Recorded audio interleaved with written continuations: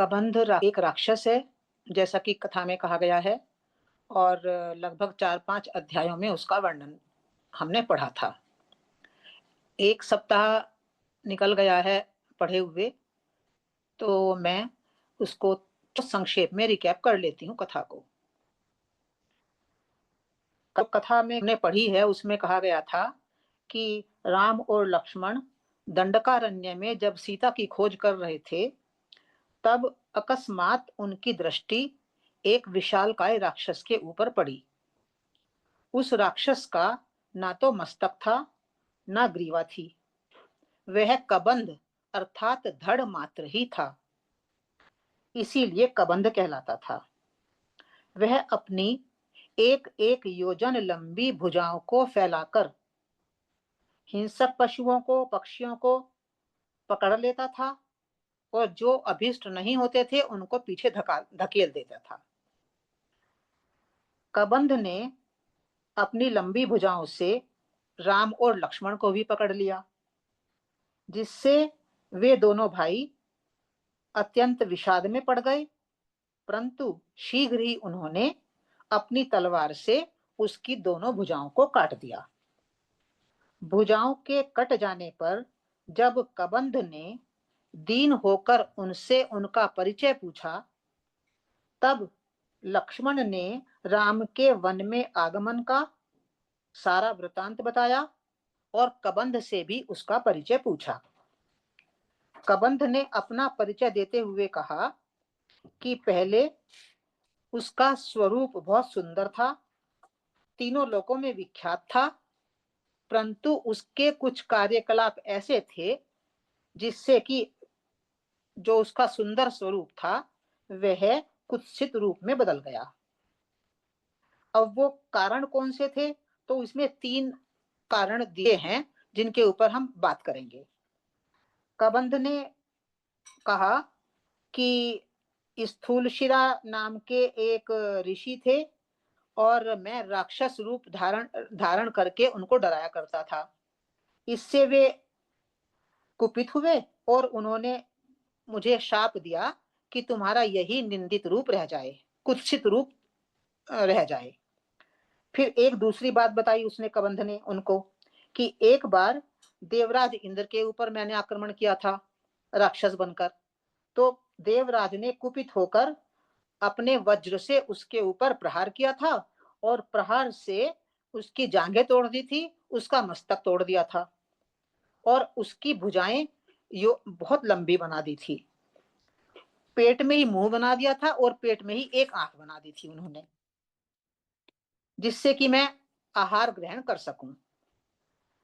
इंद्र ने कहा था कि लक्ष्मण सहित राम जब तुम्हारी दोनों भुजाएं काट देंगे तब तुम स्वर्ग को चले जाओगे। तो कबंध ने लक्ष्मण को कहा, राम को कहा कि आपसे मैं विनती करता हूं कि मेरे शरीर को जला दीजिए। यदि आप मेरे शरीर को जला दोगे तो मैं दिव्य ज्ञान से संपन्न हो जाऊंगा और आपकी सहायता करूंगा। लक्ष्मण ने और राम ने जैसा कबंध ने कहा तदनुसार एक गड्ढा खोदा और उसमें कबंध राक्षस के को डालकर और उसमें उसको जला दिया, कबंध के शरीर को जला दिया। जब कबंध का शरीर जल गया तब कबंध एक सुंदर स्वरूप में प्रकट हो गया। उसमें लिखा था कि वो हंस से जुते हुए सुंदर विमान पर आरूढ़ हो गया और राम से बोला कि अब मैं आपकी सहायता कर सकता हूं। आप ऋष्यमुख पर्वत पर रहने वाले सुग्रीव से मित्रता कीजिए। वे सुग्रीव सीता को ढूंढने में निश्चित रूप से आपकी सहायता करेंगे। अब यह कहकर जो राक्षस कबंध था वो तो जल गया, उसका शरीर तो जल गया और वह दिव्य स्वरूप धारण करके परम धाम को चला गया। और एक स्थान पर कहा है कि जो ये कबंध है ये दनु का पुत्र है। दनु, इसकी माता का नाम दनु है। तो कथा तो वैसे बहुत विस्तार में नहीं है और इसका अभिप्राय क्या है, क्या कहना चाह रहे हैं, अब हम सारी कथा के एक एक शब्द को समझेंगे और उसके आधार पर पूरी कथा को समझने का प्रयास करेंगे। सबसे पहले, जैसा कि हम हर बार करते रहे हैं, सबसे पहले हम कबंध शब्द को ही समझने का प्रयास करेंगे, क्योंकि पुराणों की ये विशेषता है कि उनकी शैली तो प्रतीकात्मक है ही, उन्होंने शब्द के भीतर ही उसके अर्थ को छिपाकर रखा हुआ है। सारे शब्द संस्कृत शब्द हैं और उस शब्द के भीतर उस जो राक्षस कबंध है उस वो वास्तविक किस बात को इंगित करता है उस शब्द के भीतर छिपा हुआ है। यदि हम इस शब्द को समझेंगे तो हमें पूरी कथा को समझने में एकदम सहायता मिल जाएगी। तो कबंध शब्द को सबसे पहले देखते हैं। कबंध शब्द दो शब्दों से मिलकर बना है, क और बंध। क के अनेक अर्थ होते हैं। यदि आप डिक्शनरी खोल के देखेंगे तो क का अर्थ ब्रह्मा है, क का अर्थ विष्णु भी है, क का अर्थ अग्नि भी है, वायु भी है, क का अर्थ मन भी है, राजा भी है। तो क के अनेक अर्थ हैं डिक्शनरी में। तो यहाँ पर जो क शब्द क आया है उस क का अर्थ है मन। और बंध शब्द है, बंध का अर्थ होता है बांधना या बंधन में डालना। तो बहुत सिंपल रूप में बंध को हमने समझ लिया। और का अर्थ है मन। तो कबंध का अर्थ हुआ कि कोई ऐसा तत्व है, एलिमेंट है कोई ऐसा जो कि मन को बंधन में डालता है। अब हमें देखना है कि मन को बंधन में डालने वाला वो एलिमेंट कौन सा है। अब हमें विचार करना है इस बात पर कि कौन सा तत्व है जो कि मन को बांधता है, बंधन में डालता है। तो बहुत सामान्य दृष्टि से जब हम विचार करते हैं तो हमें समझ में आता है कि मन का ही अपना जो नकारात्मक स्वरूप है। नकारात्मक स्वरूप का अर्थ है नकारात्मक विचार, नकारात्मक भाव, नकारात्मक दृष्टिकोण। तो जब मनुष्य का मन नकारात्मक हो जाता है उस नकारात्मक मन को यहाँ पर उन्होंने कबंध कहा है। सकारात्मक मन को बंधन में डालने वाला, बांधने वाला जो एलिमेंट है, जो तत्व है, वो है उसकी नकारात्मकता, निगेटिविटी। तो अब ये जो हमने इसका कबंध का अर्थ लिया है कि मन की नकारात्मकता को ही यहाँ कबंध कहा गया है, क्योंकि वो मन के सकारात्मक स्वरूप को बांध देता है। पर क्या हमारा ये सोचना सही है या नहीं? इसको हम इसके लिए भी उन्होंने एक यहाँ पर एक लाइन दी है कथा में, जिससे कि हम उसको आधार बनाकर अपने को ठीक कर लें कि मैंने जो अर्थ इसका किया है नकारात्मकता वो सही है या नहीं। इसमें कहा है कि कबंध दनु का पुत्र है, दनु का पुत्र दानव है ये। तो अब दनु को समझें कि दनु का तात्पर्य क्या होता है। दनु शब्द एक पौराणिक शब्द है। पुराणों में हमने कुछ नाम तो हमने बार बार सुने हैं, जैसे अदिति, पुराणों में एक नाम है अदिति, पुराणों में एक नाम है दिति। दिति के पुत्र तो दैत्य कहे गए हैं और अदिति के पुत्र देवता कहे गए हैं। कई बार हम इसके विषय ऊपर विचार कर चुके हैं। अब यहाँ पर एक नया नाम आया है दनु। तो दनु जो शब्द है वो उसका जो शुद्ध संस्कृत स्वरूप है वो है दानु। दानु का अर्थ होता है दान करना। अब ये जो अदिति, दिति, दनु ये हैं कौन? तो पुराणों में कहा गया है कि एक कश्यप ऋषि हैं और उन कश्यप ऋषि की 13 पत्नियां हैं। उन 13 पत्नियों में एक है अदिति, दिति, दनु, काला, अरिष्टा, सुरसा, सुरभि, विनता, ताम्रा, क्रोधवशा, इरावती। ये नाम पुराणों में आए हैं और कहा गया है कि ये कश्यप की 13 पत्नियां हैं। तो कश्यप है हमारा जीवात्मा और जो 13 पत्नियां हैं ये हैं जीवात्मा की या कहो मन की 13 प्रकार की शक्तियां। यानी जो जीवात्मा है उस जीवात्मा की 13 प्रकार की शक्तियां हैं। एक जैसे अदिति के विषय में हम बार बार पढ़ रहे हैं, जैसे पहली शक्ति है उसकी अदिति जीवात्मा की। तो अदिति का अर्थ होता है अखंडित चेतना। अखंडित चेतना का मतलब है जब हम शरीर और चैतन्य शक्ति, दो से बना है। हम दो से बने हैं, एक चैतन्य से शक्ति से बने हैं और एक शरीर से। तो इन दोनों के कॉम्बिनेशन में जब हम रहते हैं तब उसका नाम होता है अदिति, अदिति चेतना, और अदिति चेतना से देवता उत्पन्न होते हैं। एक इसके विपरीत दूसरी स्थिति है, उसको दिति कहा गया है पुराणों में। दिति का तात्पर्य होता है कि मैं शरीर को तो हमने समझ लिया कि शरीर हूं, और आत्मा को हम भूल गए। आत्मा किस चिड़िया का नाम है वो हमें पता नहीं है, केवल शरीर को ही हमने सब कुछ समझ लिया है। तो इसको पुराणों में कहा गया है ये खंडित चेतना है, और इस खंडित चेतना से ही हमारे भीतर दैत्य अर्थात सारे विकार उत्पन्न होते हैं। तो जिस प्रकार से हम ये दो चेतनाओं का वर्णन बार बार पढ़ रहे हैं, जब से हमने पढ़ना शुरू किया 6-7 साल से, इसी प्रकार से एक हमें दनु को समझना है कि दनु कौन है, जिसका पुत्र ये कबंध है। तो दनु का जो वास्तविक शब्द है वो है दानु। दानु का अर्थ होता है दान। दान किस चीज का दान, कौन सी चेतना है, किस प्रकार की चेतना है जिसको यहाँ पर दान दनु नाम दिया गया है। तो ये दनु का अर्थ होता है चेतना का व्यर्थ दान। व्यर्थ दान का तात्पर्य होता है जैसे हम मान लीजिए कि बैठे हुए ऐसे ही गपशप कर रहे हैं, व्यर्थ विचार, अनुपयोगी विचार, निंदा के विचार, बस इन्हीं पर बातें कर रहे हैं, इसी में अपनी चेतना को व्यर्थ खर्च कर रहे हैं। दान का मतलब है व्यर्थ दान।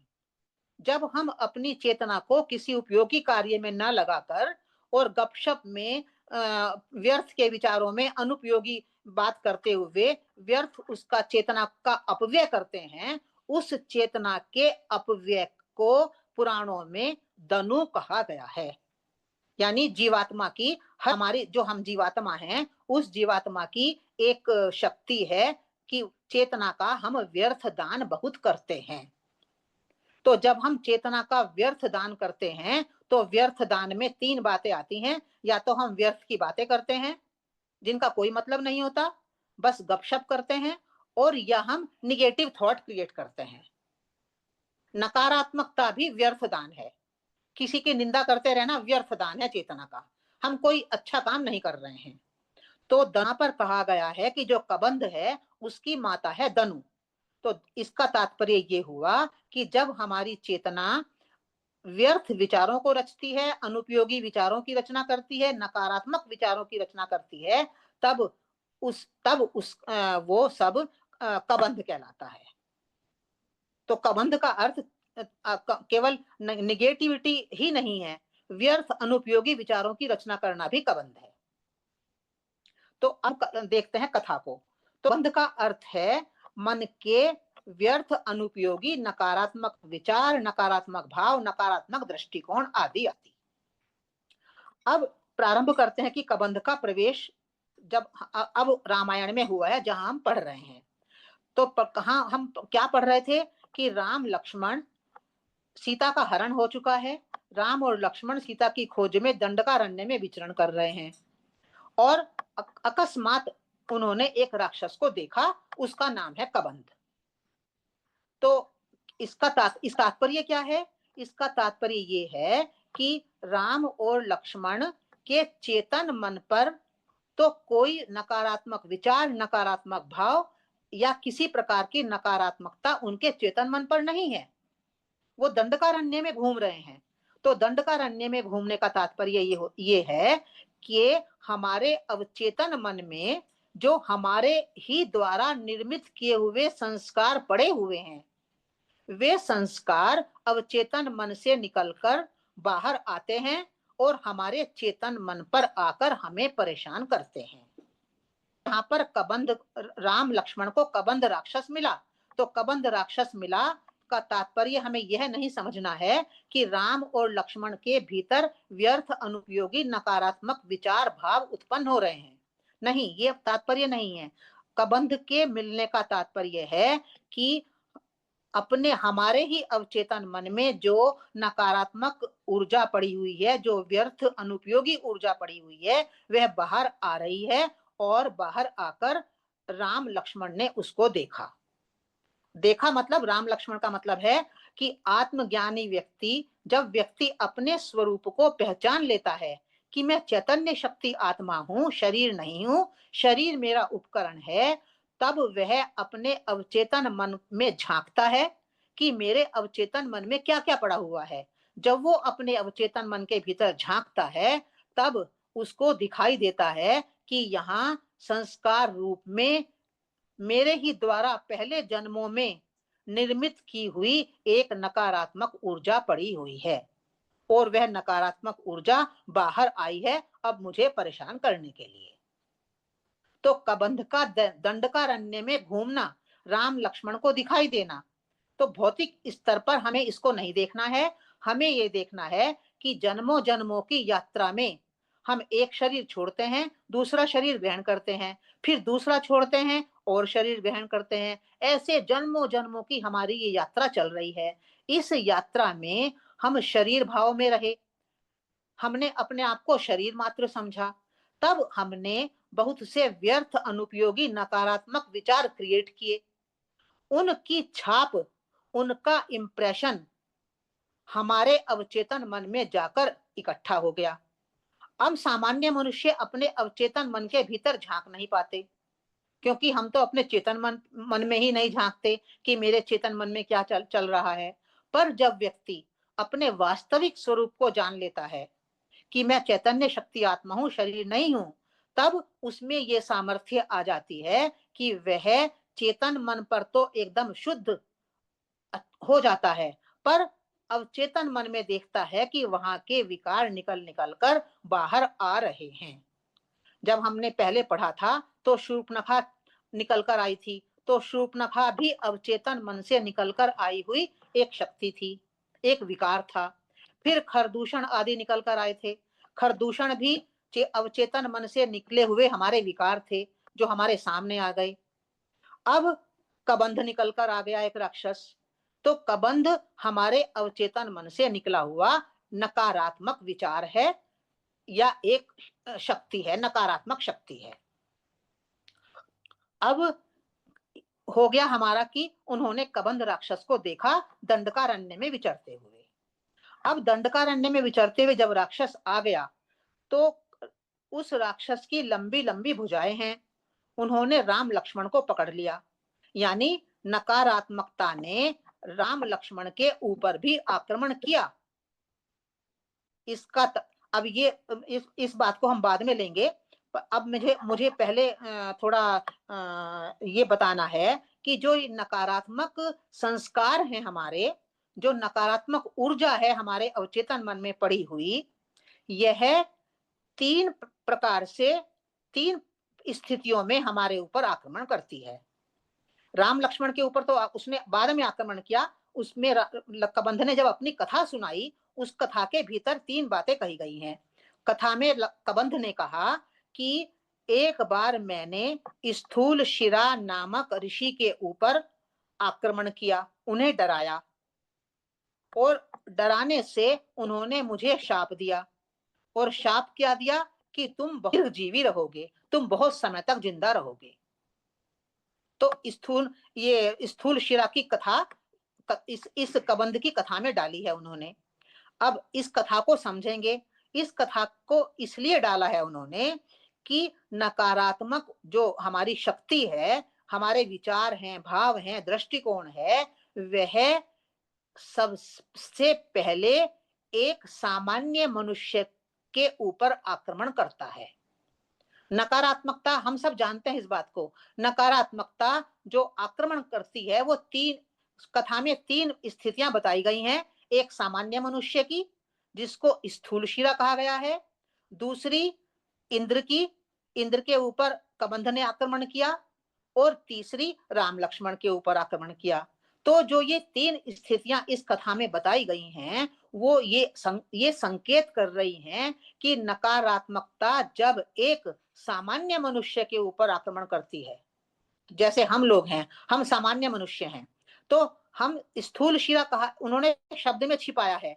स्थूल शिरा का मतलब होता है, शिरा का अर्थ सिर, और स्थूल माने बहुत मोटा सिर, मोटा सिर यानी मोटी सोच। एक सामान्य व्यक्ति की सोच सूक्ष्म नहीं होती, उसकी सोच मोटी होती है। तो मोटी सोच वाला एक सामान्य व्यक्ति को इन्होंने कहा है स्थूल शिरा के ऊपर कबंध ने आक्रमण किया। तो ये कह रहे हैं कि नकारात्मकता स्थूल सोच वाले व्यक्ति के ऊपर अर्थात सामान्य मनुष्य के ऊपर जब आक्रमण करती है तो वो व्यक्ति उस कबंध को, उस नकारात्मकता को विनष्ट नहीं कर पाता। क्या कहा है कथा में कि स्थूल शिरा ने कबंध को नष्ट नहीं किया, उसने शाप दिया कि तुम बहुत लंबे समय तक जीवित रहोगे। तो ये कहना चाह रहे हैं कि जो नकारात्मकता जो सामान्य मनुष्य के ऊपर आक्रमण करती है वह बहुत समय तक उसके भीतर टिकी रहती है। क्यों टिकी रहती है उसके भीतर बहुत समय तक नकारात्मकता? क्योंकि सामान्य मनुष्य में इतनी सामर्थ्य ही नहीं होती है कि वो अपनी नकारात्मकता को विनष्ट कर सके। देखो हम सामान्य लोग हैं, तो हम सामान्य हमारे भीतर नकारात्मकता व्यर्थ विचारों के रूप में, व्यर्थ भावों के रूप में, व्यर्थ दृष्टिकोण के रूप में, हमारा दृष्टिकोण भी नकारात्मक, हमारे विचार भी नकारात्मक, भाव भी नकारात्मक, तो हम उनको जल्दी से अपने भीतर से निकाल नहीं पाते। वो नकारात्मकता, वो नकारात्मक वृत्ति सामान्य मनुष्य के भीतर बहुत समय तक बनी रहती है। तो इसको प्रतीक भाषा में उन्होंने कहा है कि स्थूल शिरा ऋषि ने शाप दिया कबंध को कि तुम बहुत समय तक जीवित रहोगे। अर्थात सामान्य मनुष्य के भीतर से नकारात्मकता जल्दी से बाहर नहीं निकलती है, उसके भीतर बहुत समय तक विद्यमान रहती है। तो एक कथा जो इस कबंध की कथा में जो ये स्थूल शिरा की कथा आई है, इसका तात्पर्य तो ये है। अब दूसरी कबंध ने कहा कि एक बार मैंने इंद्र के ऊपर भी आक्रमण किया था। तो अब दूसरी स्थिति बता रहे हैं कि नकारात्मकता जब सामान्य मनुष्य पर आक्रमण करती है तो वहां बहुत दिन तक जिंदा रहती है। अब जब वो इंद्र पर आक्रमण करती है नकारात्मकता, इंद्र कोई व्यक्ति नहीं, इंद्र कोई देवता नहीं, इंद्र का अर्थ है हमारा शुद्ध मन। सामान्य मनुष्य का मन तो अशुद्ध भी होता है, पर नकारात्मकता शुद्ध मन के ऊपर भी आक्रमण करती है। जबकि हम ऐसा सोचते हैं सामान्य रूप से कि जब हमारा मन शुद्ध हो जाएगा तो नकारात्मक वृत्ति हमारे ऊपर, शुद्ध मन के ऊपर आक्रमण नहीं करेगी। पर कथा कह रही है कि नकारात्मक वृत्ति ने शुद्ध मन के ऊपर भी आक्रमण किया। पर अंतर क्या है? अंतर यह है कि इंद्र ने अपने वज्र से उस कबंध के सिर को तो काट दिया, अपने वज्र से तोड़ दिया, उसने उनकी जांघें तोड़ दी।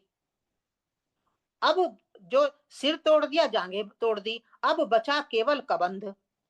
और इंद्र ने क्या किया कि उस कबंध की दोनों भुजाएं बहुत लंबी लंबी कर दी।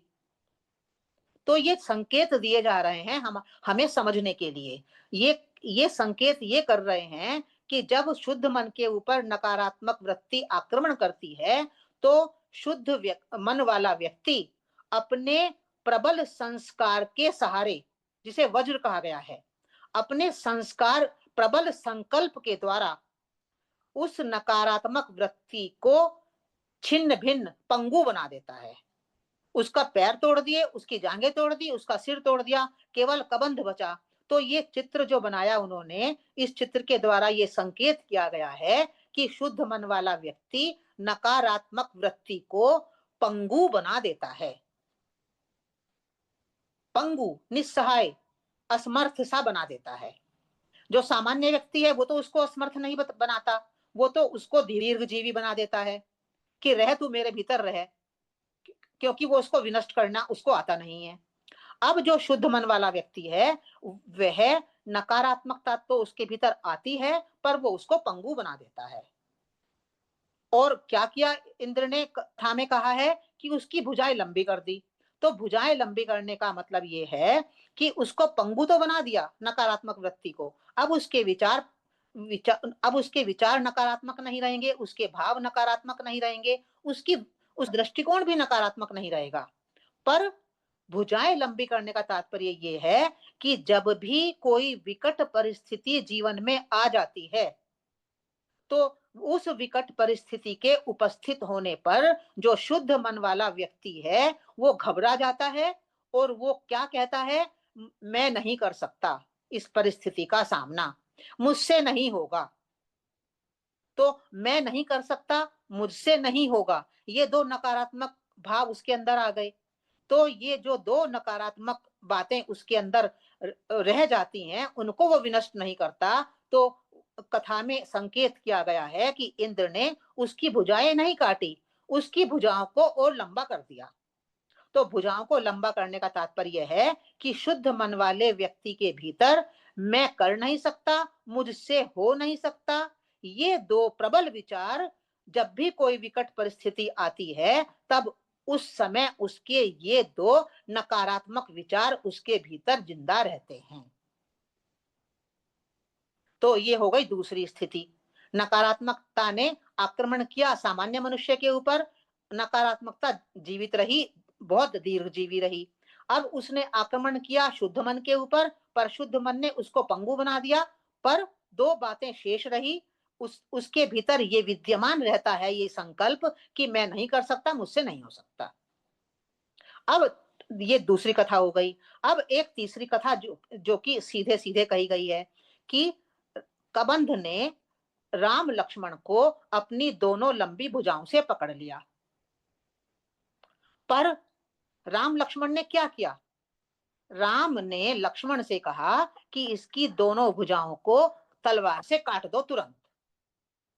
तो राम लक्ष्मण का मतलब क्या हम समझते हैं, राम का अर्थ है अपने वास्तविक स्वरूप में जो व्यक्ति आ गया है और अपने विचारों का निर्माता बन गया है।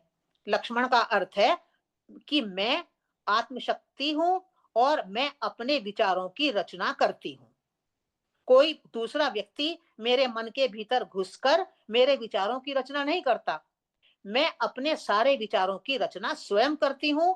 इसलिए कोई परिस्थिति दोषी नहीं है, कोई व्यक्ति दोषी नहीं है। यदि मैंने कोई गलत विचार रचा है अपने भीतर तो वो मेरी अपनी रेस्पॉन्सिबिलिटी है, उसका उत्तरदायित्व मेरा है, उसकी उसका सारा जो भार है वो मेरे स्वयं के ऊपर है। तो आत्मज्ञान को पहचान लेने वाला व्यक्ति किसी दूसरे को दोषारोपण नहीं करता, वो सारा उत्तरदायित्व अपने ऊपर लेता है। तो इसका लाभ क्या होता है, इसका लाभ ये होता है कि आत्म स्वरूप में स्थित रहने वाला व्यक्ति नकारात्मकता की जो ये लंबी लंबी दो भुजाएं हैं, मैं कर नहीं सकता, मुझसे हो नहीं सकता, ये इनको वो काट देता है। काटने का मतलब अब आत्म स्वरूप में स्थित हुआ व्यक्ति कैसी भी विकट परिस्थिति जीवन में आ जाए उनका सामना करता है, उनका समाधान ढूंढता है, पर ये कभी अपने भीतर ये विचार कभी नहीं रखता कि मैं कर नहीं सकता, मुझसे हो नहीं सकता। तो नकारात्मक वृत्ति जो कि अवचेतन मन से निकलकर ऊपर आती है, वह तीन प्रकार बताए हैं, उनको तीन स्थितियां बताई हैं इन्होंने कि वह तीन स्थितियों में आक्रमण करता है, सामान्य मनुष्य के ऊपर, शुद्ध मन वाले व्यक्ति के ऊपर और आत्मज्ञान में स्थित व्यक्ति के ऊपर। पर तीनों उसका जो तीनों का जो रेस्पॉन्स है वो अलग अलग प्रकार का होता है। जो आत्मज्ञान में स्थित व्यक्ति है उसका रेस्पॉन्स होता है कि वो विकट परिस्थिति में भी कभी नहीं कहता कि मुझसे नहीं होगा, मैं कर नहीं सकता। ये रेस्पॉन्स में तीनों के अंतर है। तो अब तीन कथाएं जो इन्होंने इस कबंध की कथा में कही हैं वो तीनों कथाएं आ गई। अब अब आगे कहा गया है कि कबंध कह रहा है कि मुझे आप गड्ढे में डालकर मेरे शरीर को जला दो। तो उन्होंने राम लक्ष्मण ने उसको गड्ढा खोदा और उस गड्ढे में उसको जला दिया। तो ये बात संकेत कर रही है कि राम लक्ष्मण यानी आत्म स्वरूप में स्थित व्यक्ति जो अपने विचारों का निर्माता और नियंता बन जाता है, वह नकारात्मकता को पूरी तरह जला देता है, नष्ट कर देता है। भले ही वो अवचेतन मन से निकलकर नकारात्मकता बाहर आई, वो संस्कार था वो बाहर निकल के आया, पर आत्मज्ञान में स्थित होकर ही व्यक्ति नकारात्मकता को पूरी तरह भस्म कर सकता है। नकारात्मकता भस्म हो जाती है, तब मन का जो सकारात्मक स्वरूप है, जो कि नकारात्मकता के कारण छिप गया था, हमारे मन के भीतर सकारात्मकता भी रहती है, नकारात्मकता भी रहती है। जब व्यक्ति आत्म स्वरूप को जान लेता है, उसमें स्थित हो जाता है, तब जो सकारात्मकता छिपी हुई थी वो बाहर प्रकट हो जाती है।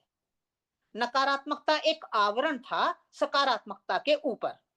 तो उन्होंने कहा है कि राम लक्ष्मण ने कबंध के शरीर को जला दिया। तो जलाने का मतलब ये नहीं है कि किसी भौतिक शरीर को उन्होंने आग लगा दी उसमें, ऐसा ऐसा नहीं है। बस इसका तात्पर्य ये है कि नकारात्मक वृत्ति को उन्होंने समाप्त कर दिया, टोटल, पूरी तरह से। और कबंध अपने वास्तविक स्वरूप में आ गया। पहले वो राक्षस था, अब वो सुंदर स्वरूप उसने धारण कर लिया। तो सुंदर स्वरूप धारण करने का अर्थ है कि मन की जो सकारात्मकता थी, जो सकारात्मक वृत्ति थी, वो प्रकट हो गई। जब सकारात्मक वृत्ति प्रकट होती है हमारे मन के भीतर, तब ही, केवल उस स्थिति में ही हम ज्ञान की ओर अग्रसर होते हैं, समाधान की ओर अग्रसर होते हैं। नकारात्मक वृत्ति के रहते हुए व्यक्ति कभी भी समाधान, कोई कोई समस्या आए, उसके समाधान की ओर अग्रसर नहीं हो पाता। पर जैसे ही नकारात्मक वृत्ति समाप्त हो जाती है पूरी तरह से, तो सकारात्मक स्वरूप बाहर निकल आता है मन का, तब व्यक्ति ज्ञान की तरफ, समाधान की तरफ आगे बढ़ जाता है। तो उसको संकेत इन्होंने किया है कि कबंध ने राम लक्ष्मण को कहा कि आप आगे जाइए, आपको आगे सुग्रीव मिलेंगे और सुग्रीव आपकी सहायता करेंगे सीता को ढूंढने में।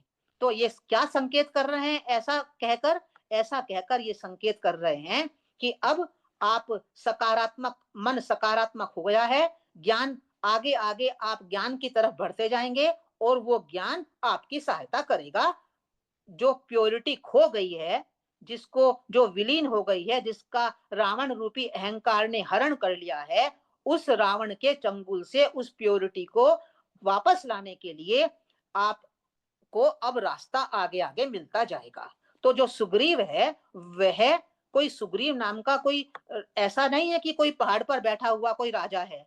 सुग्रीव है हमारा ज्ञान। सुग्रीव, सु माने श्रेष्ठ और ग्री का अर्थ होता है ज्ञान।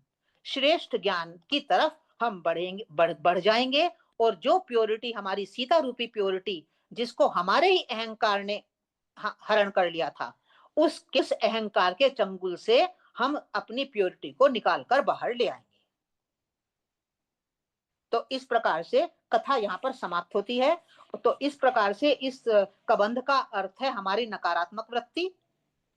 ये नकारात्मक वृत्ति आक्रमण करती है, सबके ऊपर आक्रमण करती है, पर सामान्य मनुष्य का रेस्पॉन्स होता है, कुछ नहीं होता, उसको नकारात्मकता को समाप्त नहीं कर पाता, क्योंकि उसमें सामर्थ्य नहीं होती, इसलिए नकारात्मकता जीवित रहती है बहुत समय तक उसके भीतर। फिर दूसरा दूसरा स्थिति है एक शुद्ध मन वाले व्यक्ति की स्थिति। शुद्ध मन वाला व्यक्ति, नकारात्मकता आक्रमण तो करती है उसके ऊपर, पर वो उसको अंगभंग कर देता है, उसको पंगु बना देता है, शिथिल बना देता है, पर पूरी तरह नष्ट नहीं कर पाता। और तीसरी स्थिति है राम की, लक्ष्मण की, कि जब व्यक्ति आत्मज्ञान में स्थित हो जाएगा, तब वह इस नकारात्मक वृत्ति को पूर्णतः भस्म कर देगा। और जब भस्म कर देगा तो उसके आगे का रास्ता, ज्ञान का रास्ता खुलता चला जाएगा। वो किसी समस्या के लिए रोएगा नहीं, किसी की सहायता नहीं मांगेगा, वो अपना रास्ता अपने आप खोल लेगा। इसलिए महापुरुषों को कहा जाता है कि वे स्वतः निर्देशित होते हैं, उनको किसी बाहर की निर्देशना की आवश्यकता नहीं होती, वे स्वतः निर्देशित होते हैं। क्यों निर्देशित होते हैं स्वतः? क्योंकि वे सकारात्मक होते हैं और सकारात्मक मन ज्ञान की तरफ आगे बढ़ता चला जाता है और समस्याओं का समाधान स्वतः ही ढूंढ लेता है। तो ये हो गया हमारा आज का कबंध का प्रकरण, कबंध राक्षस की कथा।